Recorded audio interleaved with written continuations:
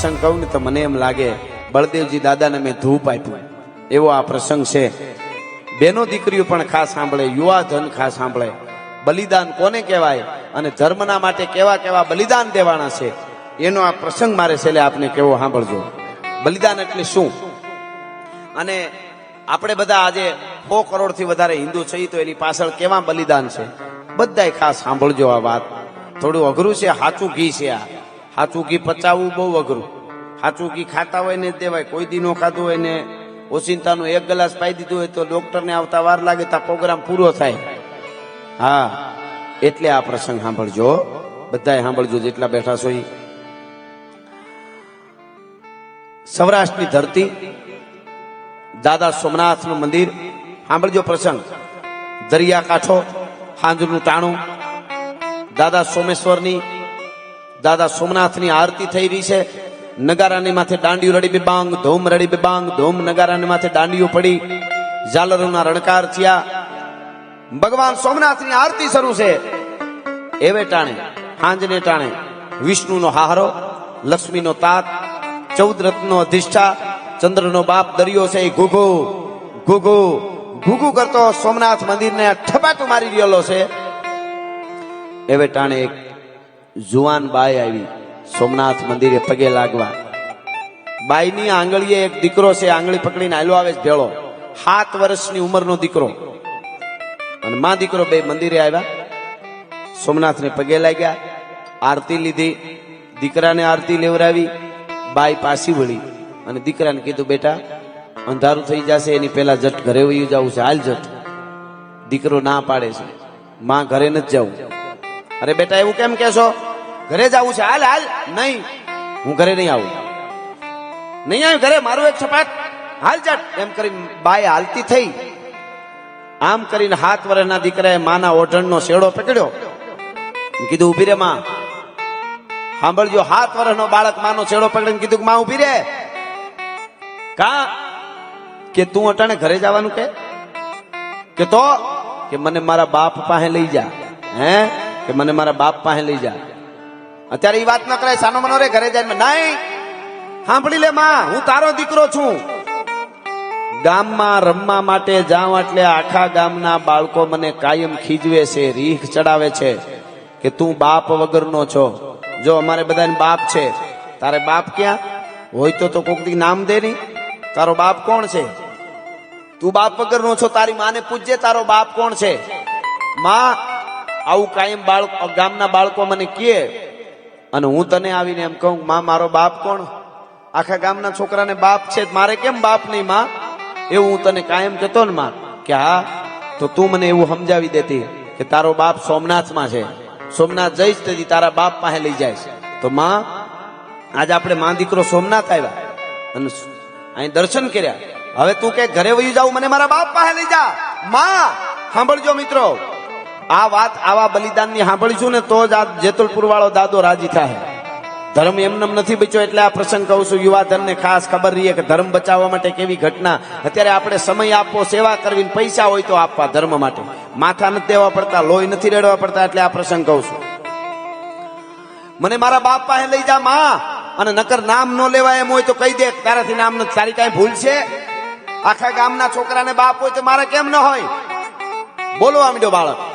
માએ એટલું કીધું, બેટા જો સામે મંદિરમાં બેઠો હોય ઈ તારો બાપ છે. માં મંદિરમાં બેઠો ઈ દુનિયાનો બાપ સોમનાથ છે. હું મારા બાપની વાત કરું. મારો જન્મદાતા કોણ છે, મારો બાપ કોણ છે. અને દુનિયાનો બાપનું નથી કેતો. અને ઈ વખતે બાઈ આમ કરીને બાવડું જાયલું બાળકનું, 7 વર્ષના બાળકનું, અને ઉપડતા પગે આમ સોમનાથ મંદિરના પટાંગણમાં બાઈ હાલતી થઈ, સડાપ સડાપ સડાપ કરતી. અને છોકરાને કીધું, આય મારા ભેગો. સોમનાથ મંદિરના આગળ પટાંગણમાં એક પાળીઓ. બાઈ પાળિયાની આગળ પલોઠી વાળીને બેહી ગઈ. પાસે દીકરાને બેહાર્યો, બાળકને એક દીવો કર્યો પાળિયા આગળ, 2 આહુડા પડ્યા. પછી છોકરાને કીધું પોતાના દીકરાને, બેટા તું એમ કહેશો ને કે મંદિરમાં બેઠો એ દુનિયાનો બાપ છે, તો દુનિયાના બાપને જરૂર પડી હતી ને એની તને વાત કરું, સાંભળી લે. અને પછી બાઈ પાળિયાની પાસે સોમનાથ મંદિર આગળ પાળિયા પાસે બેહીન બાઈ 7 વર્ષના બાળકને વાત કરે છે. એ વાત મારે તમને અહીંયા કેવી સાંભળજો. 7 વર્ષના છોકરાને એની માં કહે છે કે બેટા સાંભળી લે, તારો બાપ કોણ છે.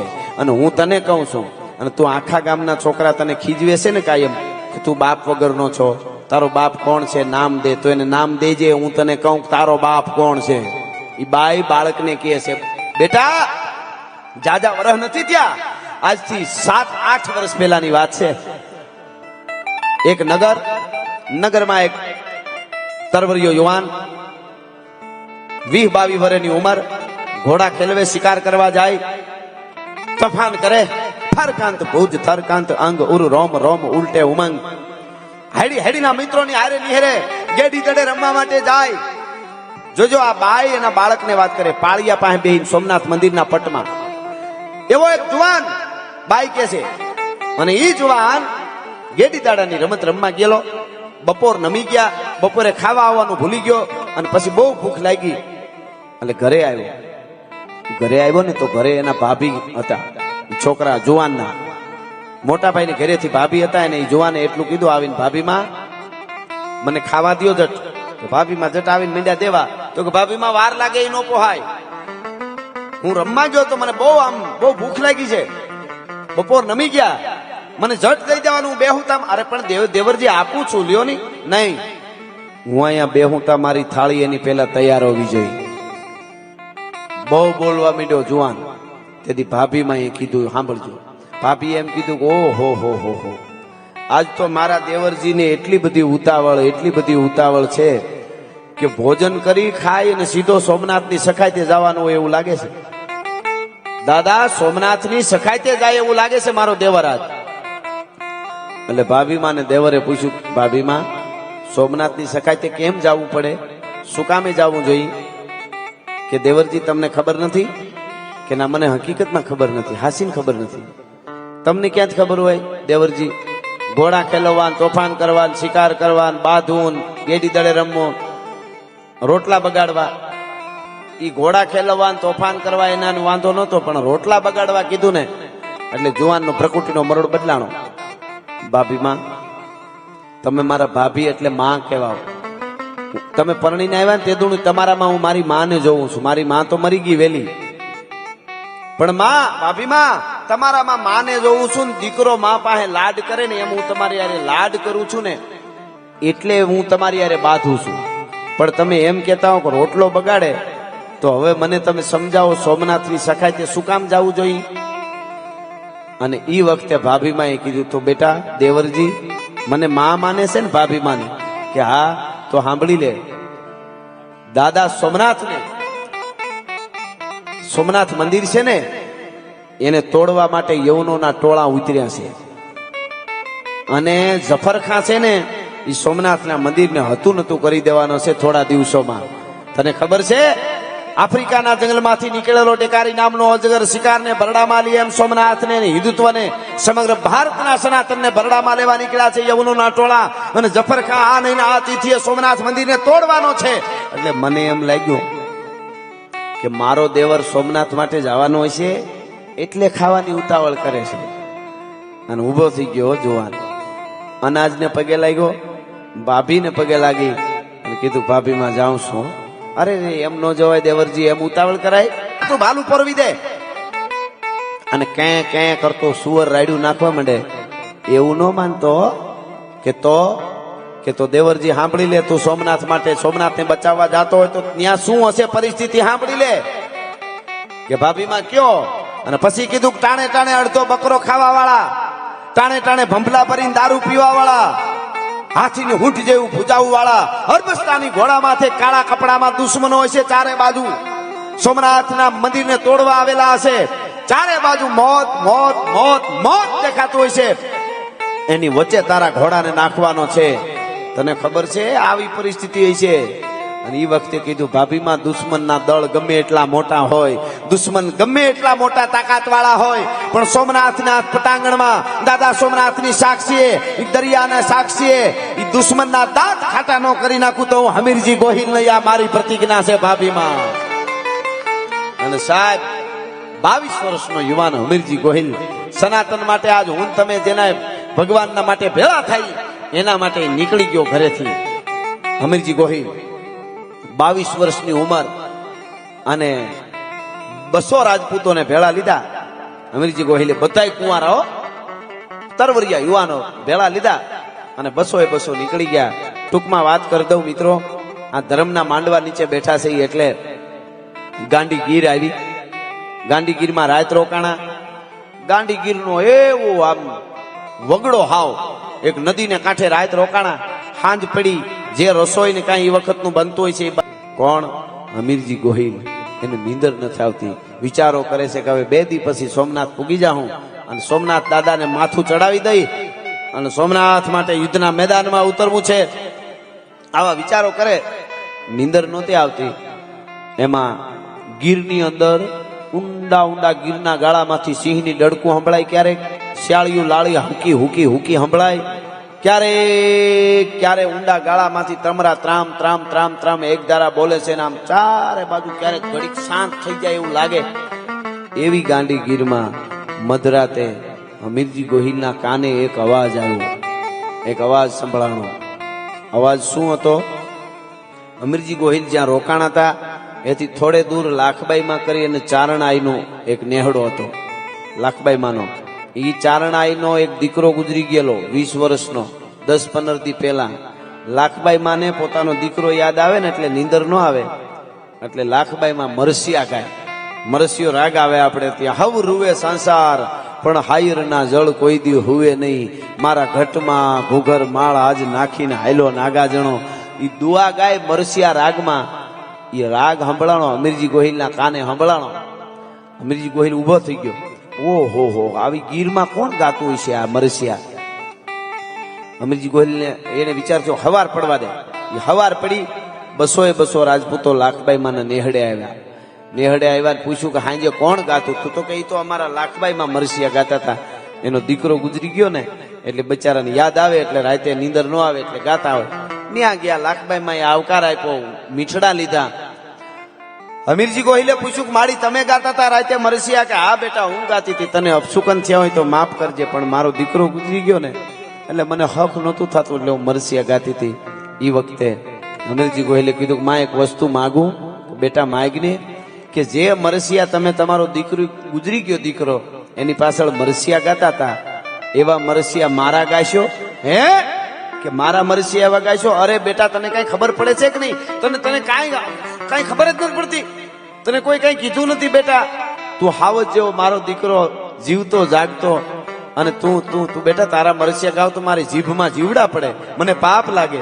અને તું જીવતો હોય ને મરસિયા ગવાય બેટા, આવું શું કામ બોલે છે તું? અને હવે હમીરજી ગોહિલ કીધું સાંભળજો માડી લાખબાઈમાં આ તમારી સામે ખોખું ઊભું ને મરી ગયેલું છે. હે હું સમજી નહીં કે હું સોમનાથની સખાતે જાઉં છું માં.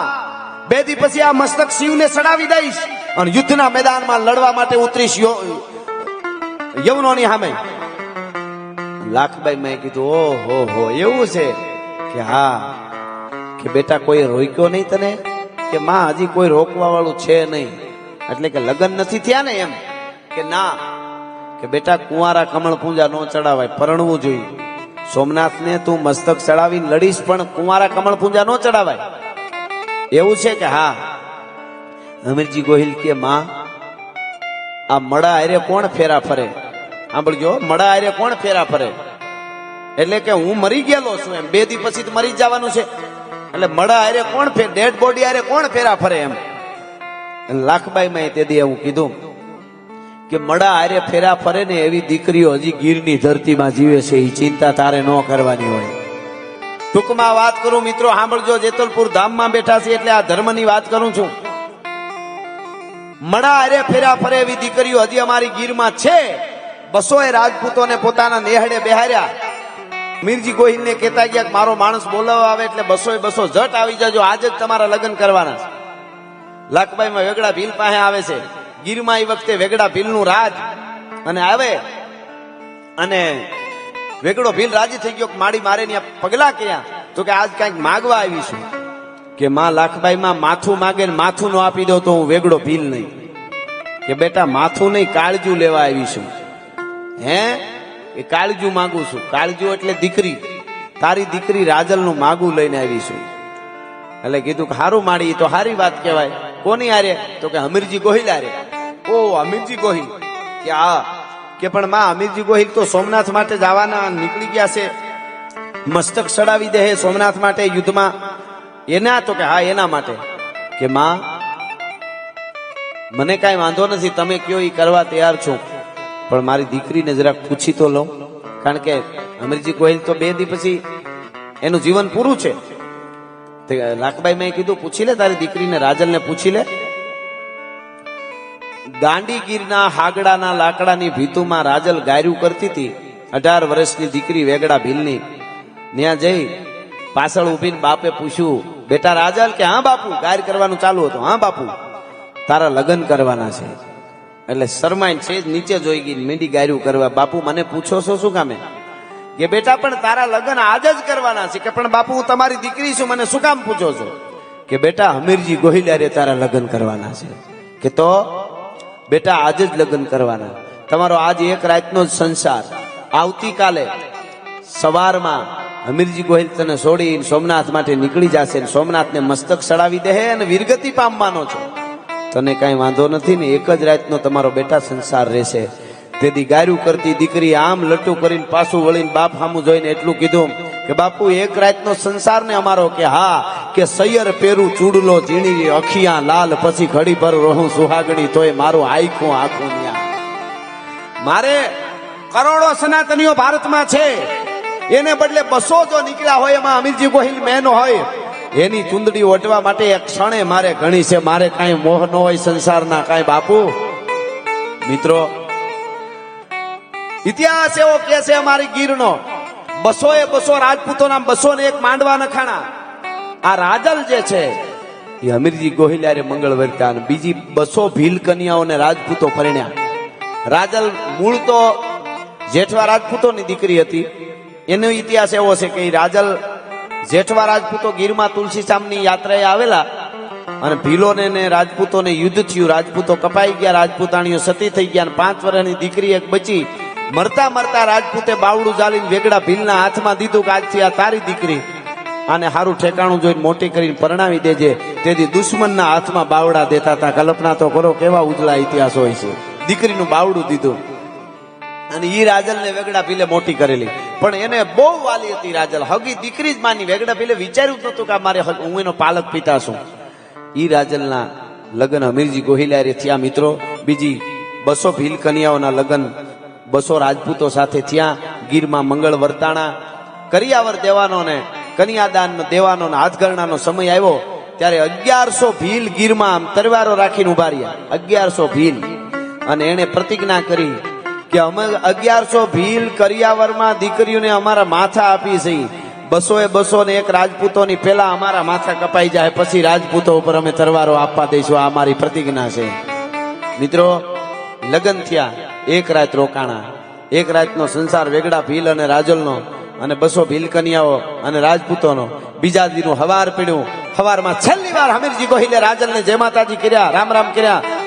200 ભીલ કન્યાઓએ 200 રાજપૂતોને રામ રામ કર્યા અને ત્યાંથી નીકળી ગયા અને સોમનાથના પટાંગણમાં આવ્યા. ધીરા ધીરા ધીરા ધીરા ધીરા. મિત્રો આજ જે સોમનાથનો આપણે હમણાં ઉત્સવ ઉજવો, એના માટે કેવા બલિદાન દેવાના, એટલે આ જેતલપુર ધામમાં વાર્તા માંડું છું. મને ખબર છે નાની નાની વાતો કરીએ, જોક્સ કરીએ તો મજા આવે, મનોરંજન સ્વામીજી. પણ મને એમ થાય કે 2 વાતો એવી જ આવી જોઈએ કે ખબર પડે કે ધર્મની શું તાકાત છે અને ધર્મ ક્યારે બસે. એટલે 200 રાજપૂતો ઈ કઈક બીજા ઘણા ગામડેથી સનાતનની જેને પીડા હતી 18 વરણ આવ્યા હતા યુવાનો અને તૈયાર થયા. એક બાજુનો દરવાજો સોમનાથ મંદિરનો દરવાજો હમીરજી ગોહિલે સંભાળેલો, એક બાજુનો દરવાજો વેગડા ભીલે સંભાળ્યો અને મારો મારો મારો મારો મારો હેલી હેલી હેલી સામે થવા માંડ્યાનું. આ બાજુ આપણા હિન્દુઓ સનાતનીઓ મહાદેવ હરના નારા લગાડીને તૈયાર થયા. ઢૂંઢે ઢૂંઢ દીધા ઢાળ ખળગે રગત બહતી કાળ દેતા દંજ જુમર દાન મેપત મોખડો હનુમાન ગ્રીધણ ગમક સરતી ગુંડ પ્રગતિ ભવાની ભ્રેકુંડ સમહર દેખ તંબો સુર હરખે ઝૂલ વરવા હુર પાડે ઈરાણી પઠાણ ખાલી પાલખી ખુરસાણ હિંદર પાડ ઓદા બાકા જીક બોલવા મંડાણી. હાથી વગરની હુંઢું વગરના હાથી ધડ વગરના માથાન ફુવારા લોહીના ઉડતા હતા એવે ટાણે હમીરજી ગોહિલ ઘોડા માથેથી નીચે ઉતર્યા. ધીરા ધીરા ધીરા ધીરા ધીરા ડગલા માંડી સોમનાથ મંદિરમાં ગયા.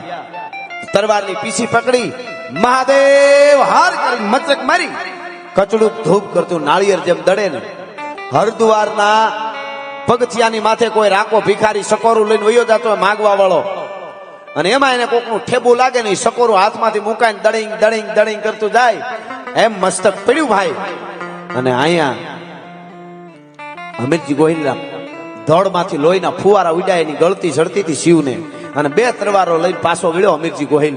અને પછી યુદ્ધમાં ઉતર્યો. કંઈક ને મારી નાખ્યા, કંઈક ને વેતરી નાખ્યા, કાપ્યા. કંઈક આપણા હિન્દુઓ બધા સનાતનીઓ કપાઈ ગયા, સામે દુશ્મનની કંઈક સેના કપાણી, કંઈક ભાગી ગયા. ઘમનસાણ યુદ્ધ થયું, ઢૂંઢે ઢૂંઢ તડફડતા હતા, અને એવો વીરરસનો માહોલ થયો, ડાકનું જાણે રાહડા લેવા માટે આવી જાય એવો ઘમનસાણ યુદ્ધ થયું.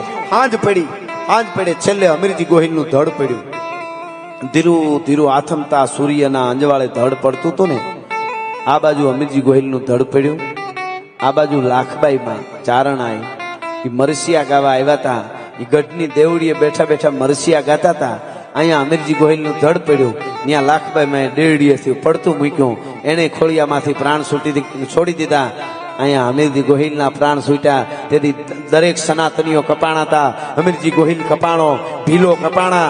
મિત્રો, તેથી સોમનાથની સાક્ષીએ સોમનાથના પટાંગણમાં સનાતન માટે તાળીયું પાડવા વાળા 2000 કિન્નરો કપાઈ ગયા હતા એવો આપણો ઇતિહાસ કહે છે. કલ્પના કરજો, 2000 તો કિન્નરો કપાઈ ગયા હતા.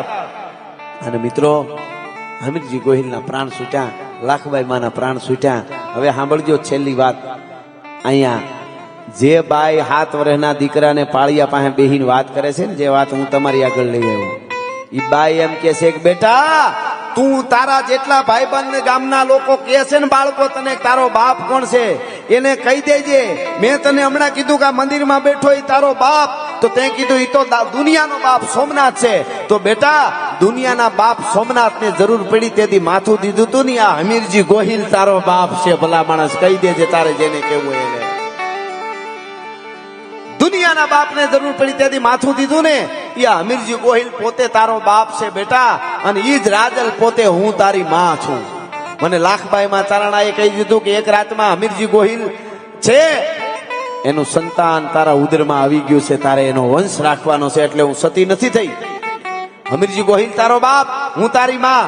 અને એક રાતના સંસાર માટે દીકરી પરણાવવા વાળો ઓલી બાજુ પાળ્યો રહ્યો ને, એ મારો બાપ વેગડો ભીલ છે, અને આ તારો બાપ હમીરજી ગોહિલ છે. કહેવાનો અર્થ મારો ઈ છે, ધર્મ રહેશે તો રહેશે ધરા, અને ખપી જાહે ખુરસાણ.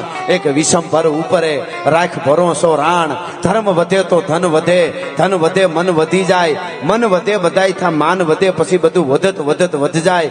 એમાં ધર્મના માટે આપણે થોડાક ડગલા માંડશું ને તો ધર્મ કાયમના માટે આપણી હારે રહે. દાદા બલદેવજી છે એ ધર્મના અહીંયા એવા હળાહળ કળિયુગમાં પરચા આપે છે, દીકરા આપે છે, એના સાનિધ્યમાં મળ્યા છે.